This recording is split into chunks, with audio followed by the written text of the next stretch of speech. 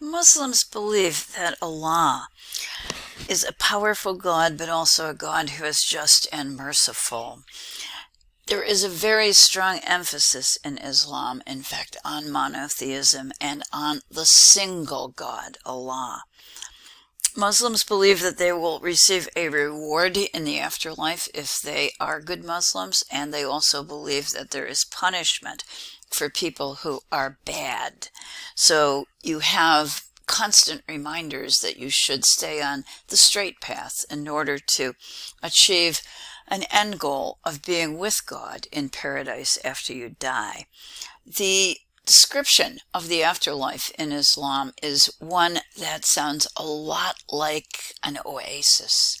There's a great emphasis on water and a place that is lush and green and that has rivers running through it. We think that this important emphasis on water, and just to take us back to our diagram right here, we have an ablutions fountain. So you cleanse yourself with water before prayer. But we think that this emphasis on water in Islam is due to its origins in a very, very dry desert environment. There are many references in the Quran describing paradise, which would be equal to heaven, basically, as a lush, verdant place where water flows freely. The three monotheistic religions, in fact, Judaism, Christianity, and Islam, all have water as part of their rituals. And all three of these great religions do arise in a similar desert environment. These are views of the Blue Mosque. It does date from the 17th century, but it is created by a follower of Sinan. Sinan is the architect who was responsible for designing the structure in Gardner, and also who worked at the very height of the flowering of the Ottoman Empire. He is the Michelangelo of the Ottoman world, essentially. What he did was to take the basic shape of Hagia Sophia and use it as a formula or as a pattern to design mosques, or jumping off from the design of Hagia Sophia. And I think you can pick that up here because basically the designer of the Blue Mosque is following the pattern of Sinan, this great Ottoman architect. The shared qualities would include the central dome, which rises, and you can see this right here.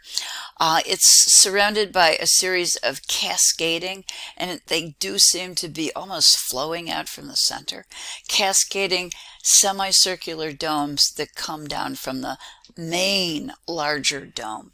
This main dome is about 140 or so feet in height, so it's coming in closer to the height of the Pantheon than to the central dome of Hagia Sophia, but nevertheless it is truly an impressive structure. The diameter of the dome being 77 feet, so it is large. The qualities of Ottoman architecture also include very strong and symmetrical compositions. And when I look at them, I keep coming back to the word muscular. There is something very strengthening about them, almost as if they're kind of bulging with an interior energy that is typical of Ottoman structures. In this aerial lower right, you can see a picture. This is that courtyard where we enter into spiritual space, gradually moving away from the world, and then this is the area covered, which represents the prayer hall itself. The direction of prayer, and you do enter on axis, and you can know ahead of time, as soon as you're in the courtyard, where the marker, where the mihrab will be. It will be in the back wall, in the middle of the back wall, and that will be in the direction of Mecca. This is a view into the dome. The dome rises about 140 feet, maybe a little bit higher, and that comes in close to the Pantheon, the height of the Pantheon. It doesn't make it to the 180 feet. which would describe the distance from floor to ceiling top of the dome in Hagia Sophia.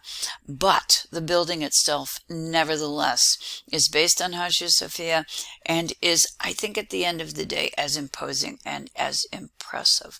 It also, as a mosque, is the ultimate expression of Islam.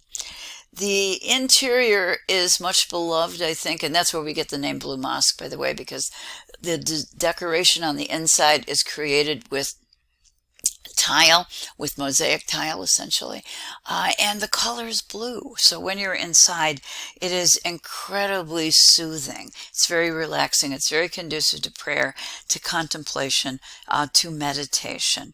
There are no images, and that is typical of Islamic religious architecture. When you are inside, you have geometric designs and patterns. You might have floral decoration.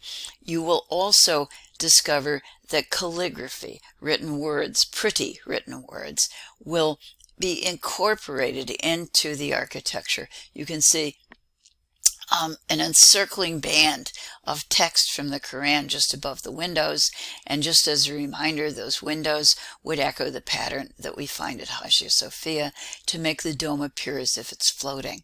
You can also find directly in the center of the dome itself additional script, and this is script from the Quran. So the messages present in the Quran are repeated essentially in the architecture and also become a fundamental element of design of the architecture. By avoiding the inclusion of images, we also remove distractions from us and give us a sense of the infinite, the expansive nature of God and of the cosmos, with a kind of radiating energy as these geometric shapes seem to move out from the center. A couple other interior shots. The one lower right in particular gives you a little bit more of a sense of the intense and beautiful blue that's used in the tile work inside. And that's the reason I think that my Turkish students love this mosque above and beyond all of the other mosques that are available for prayer in the city of Istanbul today.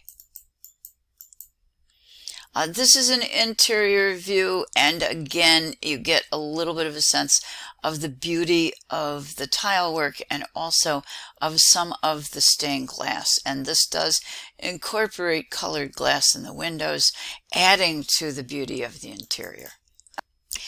This interior shot of the Blue Mosque allows us to find the mihrab, and that's located right here.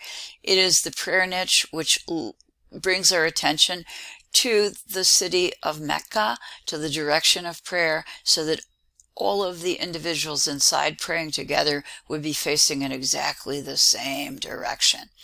Next to this, there is another element of Muslim architecture that's a basic part of the mosque, and that is a pulpit. It's also known in Arabic as a minbar, but I think we're just going to call it a pulpit.